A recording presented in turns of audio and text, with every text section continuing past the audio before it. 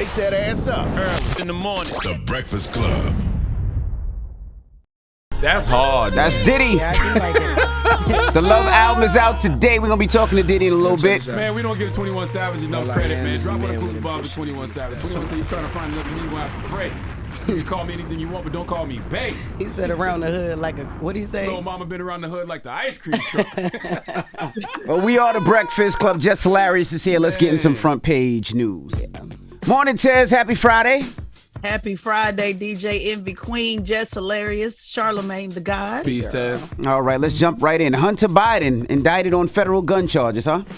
Yeah, looks like Hunter Biden is definitely, a lot of folks have been waiting on this. Federal prosecutors have indicted the son of President Joe Biden, Hunter Biden, on gun charges. Now, this historic indictment against the son of a sitting president comes after a plea deal that may have ended a years-long probe into Hunter Biden fell apart. We covered it here on the front page news. And just as House Republicans has launched the impeachment inquiry on his dad in an effort to seek bank records and other documents from the president and the son. I want you to take a listen to the charges and also check out Trump's reaction.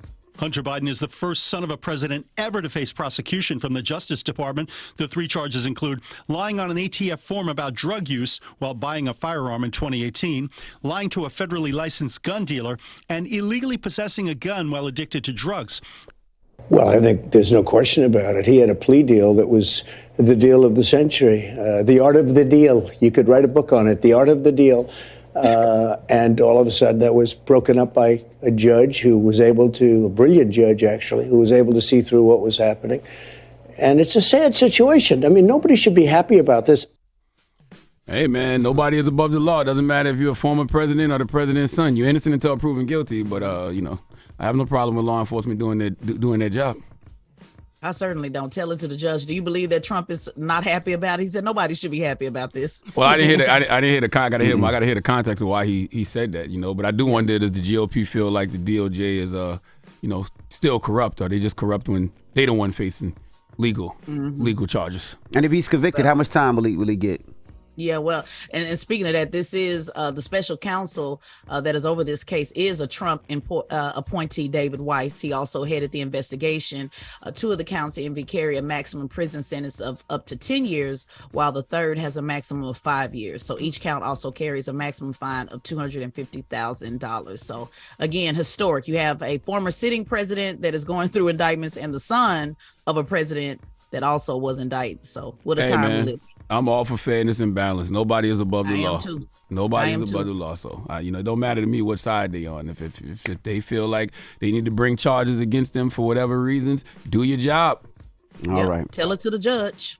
Well, that is front page news. Now, get it off your chest. 800-585-1051. If you need to vent, phone lines are wide open.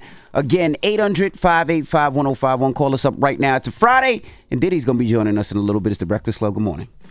Wake that ass up. Early in the morning. The Breakfast Club. Morning, everybody. It's DJ Envy, Charlamagne the God, Jess Hilarious. We are the Breakfast Club. Hey. Tez and Figaro, let's get in some front page news. What up, Tez? Good morning, DJ Envy. Happy Friday. Jess, the queen of the Breakfast Club, for anybody who's wondering, and Charlamagne the God. Peace, Tez. Let's jump right into it. Let's talk about Seattle police. What happened with Seattle police? Yeah, this is crazy. Seattle Police Union rank and file leaders are under investigation after an officer was recorded on his body camera appearing to make light. Let me not say that, not appearing. He was making light of the death of a woman who was killed by another officer earlier this year, saying that she had limited value. Now, listen closely, guys. The person that you are about to listen to is the vice president of the Seattle Police Officers Guild, and he was talking to the president of the guild. So take a listen to what leaders of the police guild, what they sound like, even when they know somebody could be listening because they obviously had their body cam on. Let's take a listen. I think she went up on the hood, hit the windshield, then when he hit the brakes, flew off the car.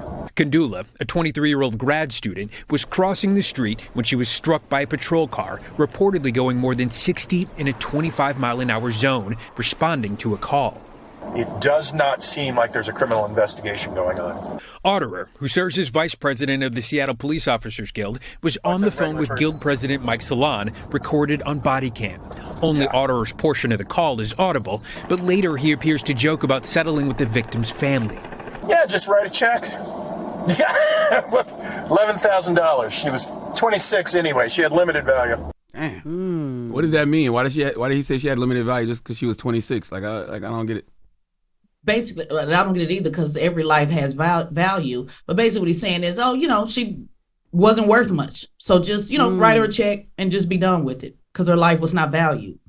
And to make a point of that, when civil suits are, when they're suing to say, how much is this person's life value? I know it sounds cold, but there is a thing with that. Like for example, Breonna Taylor got the highest settlement ever, for a Black woman because they just don't value it in a monetary way. So she got a $12 million settlement. And so what he's basically saying is, just write a check, just give a little bit of something because she doesn't have much value. She's not worth anything. According to this police officer. But again, I want to make a point. This is the leaders of the police guild. So this is how the leadership is. We always talk about how, it starts at the head, when the head is rot. Think about all of the police officers that are under these guys and how they feel about murdering somebody. That's what I think is really important to know about this story. And go ahead, Jeff. So now what happens?